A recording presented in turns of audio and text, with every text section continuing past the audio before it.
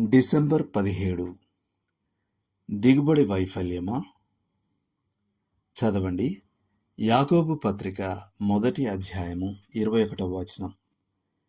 అందుచేత సమస్త కల్మషమును విర్రవీగుచున్న దుష్టత్వమును మాని లోపల నాటబడి మీ ఆత్మలను రక్షించుటకు శక్తిగల వాక్యమును సాత్వికంతో అంగీకరించుడి.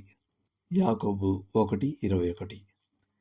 యాకోబు మనుష్య హృదయాన్ని ఒక తోటగా చూస్తున్నాడు.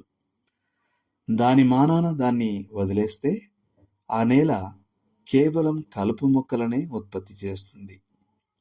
కలుపు మొక్కలను పెరికేసి నాటబడిన దేవుని వాక్యం కోసం నేలను సిద్ధం చేసుకోమని ఆయన మనల్ని కోరుతున్నాడు. నియంత్రించలేని విధంగా కలుపు మొక్కలతో నిండిపోయిన ఓ తోట చిత్రాన్ని ఆయన మనకు చూపిస్తున్నాడు. సిద్ధపరచబడని హృదయంలోకి దేవుని వాక్యాన్ని ప్రయత్నించడం అవివేకం.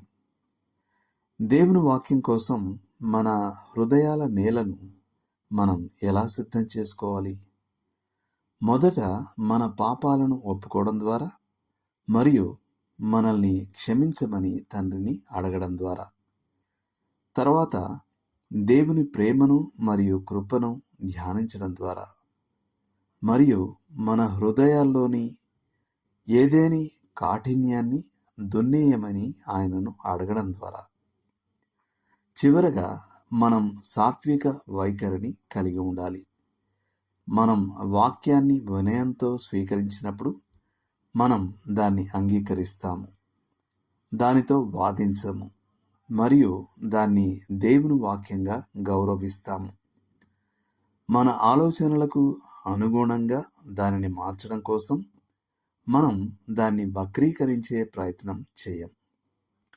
నాటబడిన వాక్యాన్ని మనం స్వీకరించకపోతే మనల్ని మనం మోసం చేసుకుంటున్నట్టే. వివిధ దృక్కోణాల గురించి వాదించడం మనకు ఇష్టమైతే మనం కేవలం మనల్ని మనం మోసం చేసుకుంటున్నట్టే కావచ్చు. మన చర్చలు ఆధ్యాత్మిక వృద్ధిని ప్రోత్సహిస్తున్నాయని మనం అనుకోవచ్చు, కానీ వాస్తవానికి అవి కేవలం కలుపు మొక్కలను పెంచుతూ ఉండవచ్చు. లోతుగా ఆలోచించాల్సిన విషయం.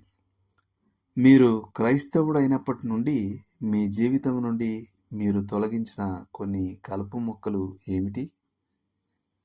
దేవుడు మిమ్మల్ని దీవించునుగాక. ఆమేన్.